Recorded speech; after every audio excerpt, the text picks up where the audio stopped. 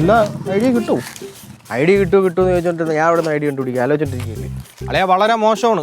നിനക്കിപ്പോൾ പഴയ പോലെ ഐഡിയ ഒന്നും വരണില്ല. നീ സന്തോഷ് ബ്രഹ്മി വാങ്ങിച്ച് കഴിക്കേണ്ട സമയമായി. നീ എന്താണ് പറയണത്? എടാ സ്വന്തം പെണ്ണിന് ഒരു ബർത്ത്ഡേ സർപ്രൈസ് കൊടുക്കാൻ പറ്റാത്ത നീ എൻ്റെ അടുത്ത് ആ സംസാരിക്കണ്ട കേട്ടാ. നീ എങ്ങനെയാണ് കമ്പനിയൊക്കെ തുടങ്ങിയത് എനിക്ക് മനസ്സിലാവണില്ല. ഈ കമ്പനിയായിട്ട് എന്തൊരു ബന്ധം? എടാ ഞാൻ ബിടെക് ഗ്രാജുവേറ്റ് ആണ്, മനഃശാസ്ത്രജ്ഞനല്ല.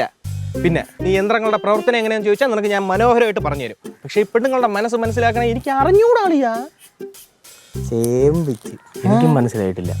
ഈ ചാരുമില്ലേ ഇവളെന്നെ കാണുമ്പോൾ ചിരിക്കും, കളിയും ഭയങ്കര സംഭവങ്ങളൊക്കെയാണ്.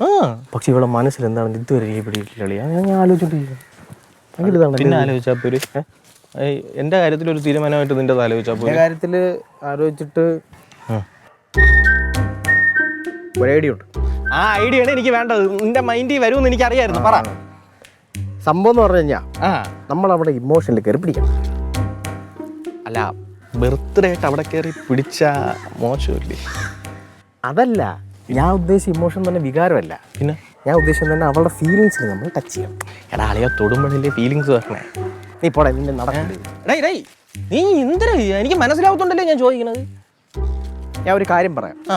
ഞാൻ പറഞ്ഞു തരുന്നവരെ നീ ഒന്ന് സംസാരിക്കരുത്. ഞാൻ ഐഡിയ കറക്റ്റായിട്ട് പറഞ്ഞു തരും. നോക്കിയോ, നമ്മൾ 11:55 ആകുമ്പോഴത്തേക്ക് അവിടേക്ക് ചെല്ലുന്നു. 11:45 പോയാൽ 11:55 പോയാൽ മതി. മനസ്സിലായോ? ഞാൻ പറയും, നീ കേൾക്കും. 11:55 നമ്മൾ അവിടെ റൂമിലേക്ക് ചെന്ന് കയറി.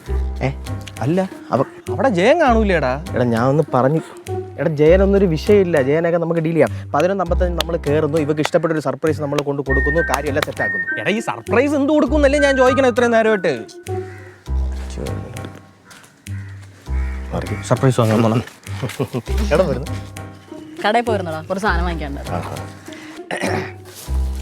ഹായ്, ഒരു ഹെൽപ്പ് വേണമായിരുന്നു. പറടാ.